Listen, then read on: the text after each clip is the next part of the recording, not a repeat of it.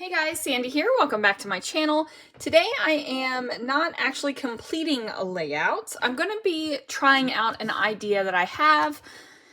It's been a long day with getting settled in the new place, so I figured I would just try something and see if it worked and share it with you guys. So if it works, this is going to be great. If it doesn't, it'll be terrible, but it's fine. It's fine. Let's see what I can do.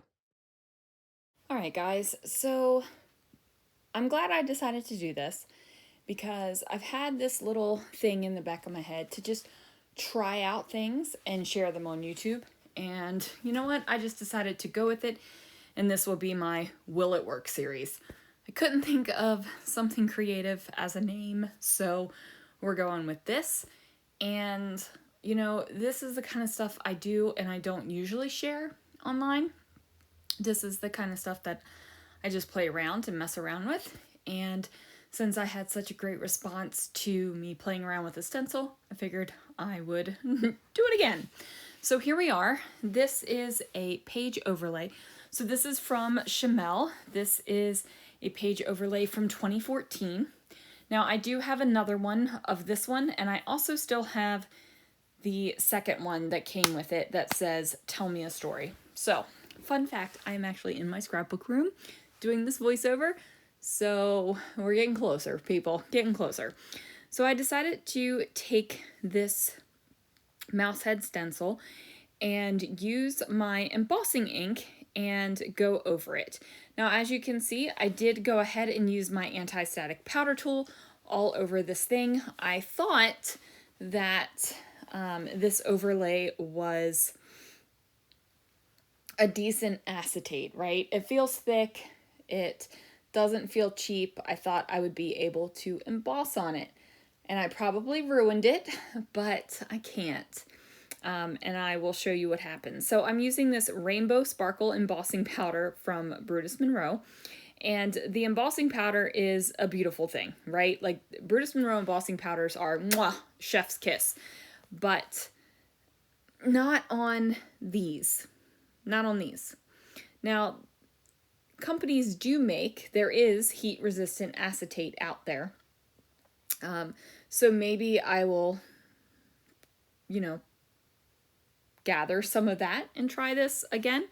But as you guys know, when I emboss, I usually have a Swiffer around, right? Because that Swiffer, man, that thing sucks up that embossing powder like nobody's business. You just wipe your little Swiffery hand over it with your Swiffer and it just pulls it up.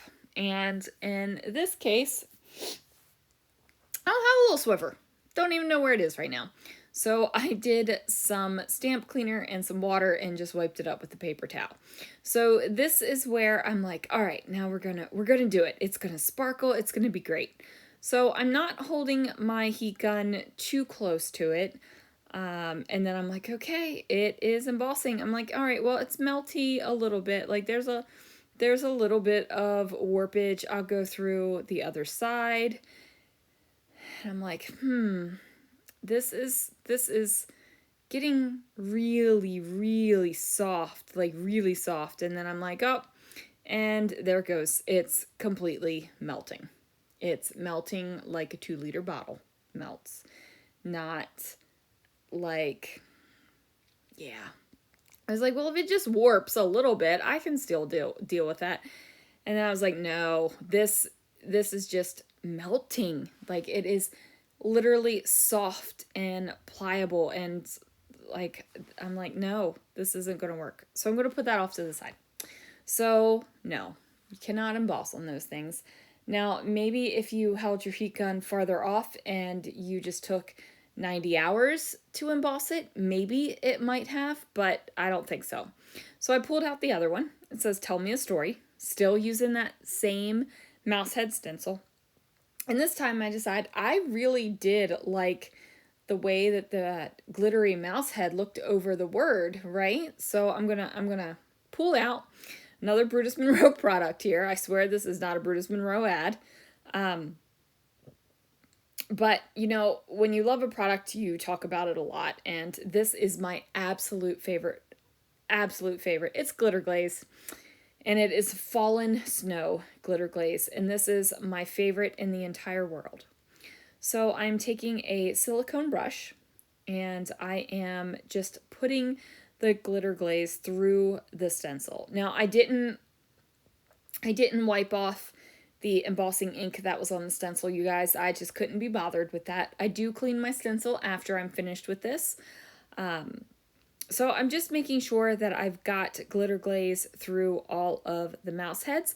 I finished up one tub of glitter glaze and then I opened up a second one. Here's that second one right now. And I'm just going to go ahead and finish putting this through. So this works out great. Now I can't tell you or show you what it looks like dry. So I will show you that tomorrow. Because I'm not staying up that late to wait for it to dry, guys. We've been working on the house all day. We went grocery shopping, filled our pantry and our freezer. Yeah, it's been a rough day. But there it is. So it still gives me that look. It's obviously wet, and you can see you get the glittery look from the back. So yeah, I'll show you guys this tomorrow. So it does not work. Do not heat emboss this stuff, but go ahead and use glitter glaze to your heart's content.